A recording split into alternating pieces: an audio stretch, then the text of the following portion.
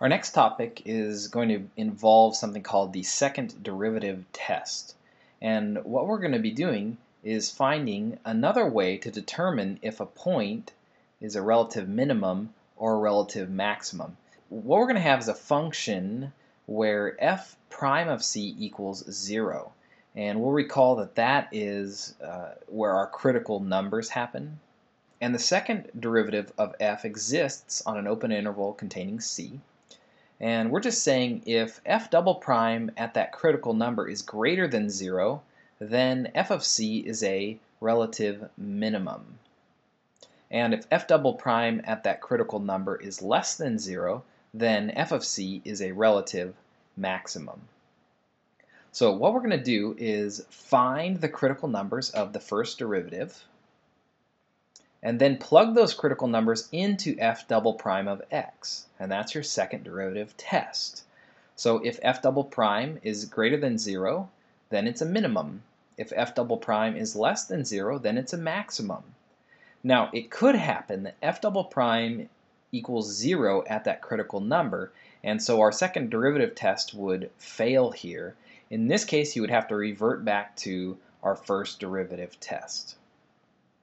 Okay, so let's try it here. It says find the relative extrema for the function. So the first thing we need to do is find the critical numbers of f prime of x. So let's find our first derivative. We get negative 15 x to the fourth plus 15x squared. And we want to see where this equals 0.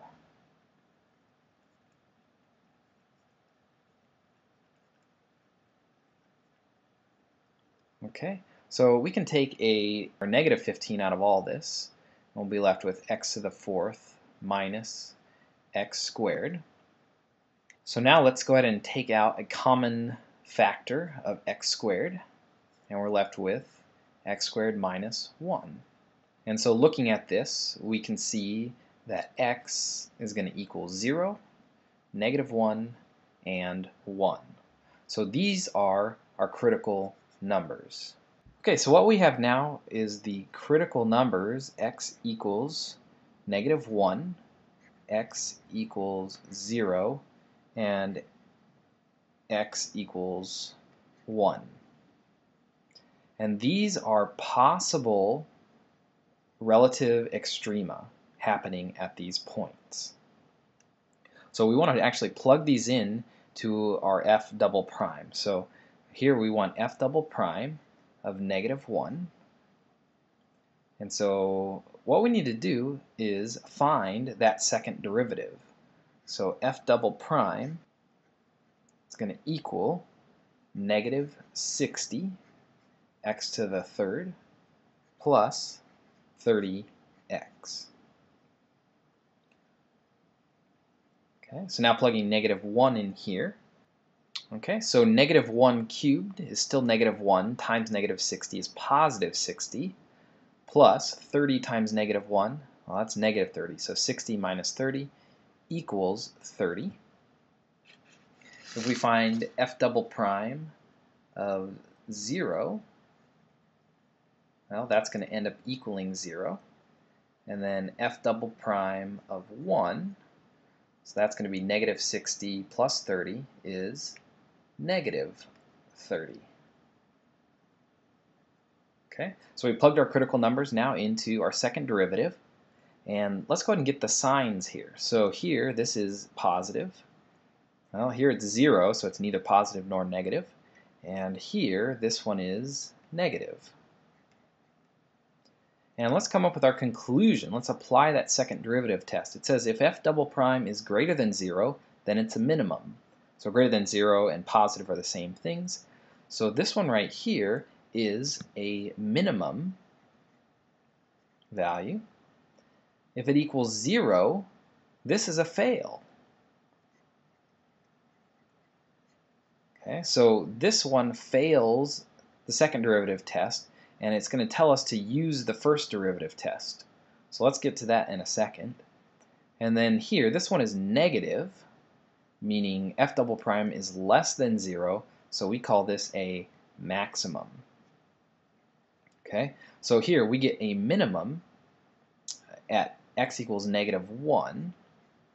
So we need to find the y value here. So we can plug -1 back into this equation. So this becomes +3 minus 5, and we get -2. This one failed. We'll look at that in a second. And then we get a maximum at 1, comma. Well, we'll plug 1 into our function. So this is -3 plus 5, which is 2. So we know we have a relative min at -1, -2, and graphically we can see that that's true. And then we have a relative maximum at 1, 2, and graphically we can see that that's a maximum as well. So what do we do when the second derivative test fails? Well, we have to move to the first derivative test. So we still use our critical number of 0, and the interval would be from -1 to 0, okay, because -1 was our other point. And then above 0 it would be 0 to 1, because 1 was our other critical number. So we need to test value in here, and we're going to test it into our first derivative. So this is going back to what we did a couple days ago. Let's try f prime of -1/2. And where are we going to plug this in? Into the first derivative, because we have to go back to the first derivative test.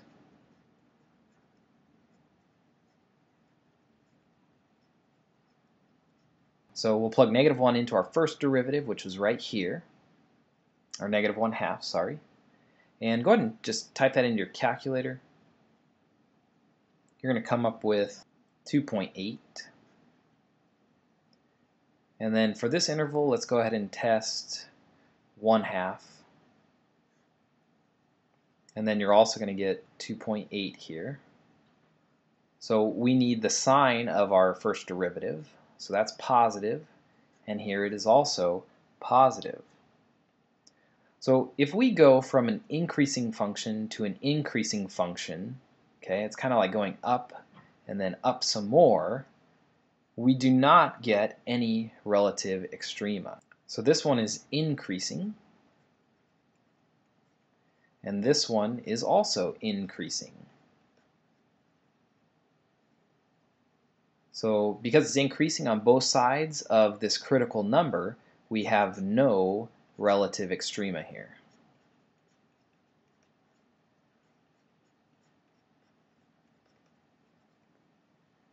Okay, so just shortly recapping what we did. So we wanted to find relative extrema, so we found our critical numbers by finding our first derivative, setting it equal to 0, getting our critical numbers. Then we plugged the critical numbers into our second derivative, so we found our second derivative, and we plugged in each of the critical numbers, and we found the sign for each of those. So if it was positive, then it was a minimum. If it was negative, then it's a maximum. And if it's 0, it failed, and we had to revert back to our first derivative test. So we came up with our intervals around that critical number that failed the second derivative test. And in the first derivative test, we got positive on both sides, so it was increasing, meaning no relative extrema. All right, let's try our next example here. So we want to find the relative extrema of this function, x minus sine x, on the interval 0 to 4 pi. So the first thing we have to do is find our critical numbers. So here, f prime of x is 1 minus cosine of x. Then we have to see where this equals 0. And so we get cosine x equals 1. And on our interval, this happens at 0, 2 pi, as well as 4 pi. Now, to use our second derivative test, we actually have to find our second derivative. And so f double prime of x, okay, is going to be the derivative of 1 minus cosine x. And so derivative of cosine is negative sine, but since there's already negative, we get sine of x. Okay, so our critical numbers again, x equals 0, x equals 2 pi, and x equals 4 pi. And we're going to go ahead and plug these in here. So we want sine of 0, which is 0. We want sine of 2 pi, which is 0. And sine of 4 pi, which is also 0. So when we look at these, the signs are neither positive nor negative, so the conclusion is the second derivative test fails at each of these critical numbers. So in this case, it doesn't help us to find any maxes or mins. We actually have to come over here to our intervals. So we'll place our critical numbers up here. And we have to run the first derivative test. Okay, so our intervals here.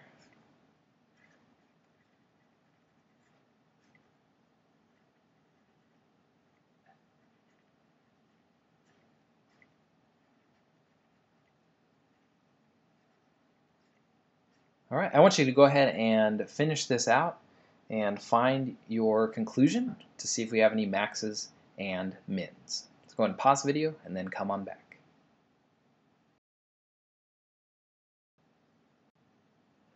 Okay, so here's the testing intervals, the test values that I used. Negative 1 pi, 3 pi, and 5 pi. And I went ahead and substituted them here into our first derivative, since this was the first derivative test. And I came up with these signs. And remember, the first derivative test tells us where the function is increasing. So here it was increasing on this interval, and increasing on this interval, and increasing on this interval, and increasing on this interval. So because it doesn't switch from increasing to decreasing or decreasing to increasing anywhere, we have no relative extrema.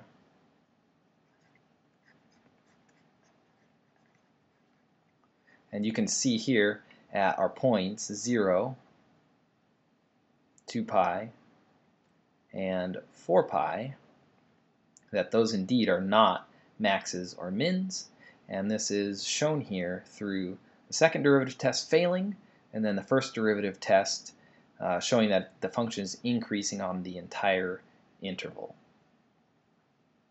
Alright, so that is how you can find relative extrema using the second derivative test.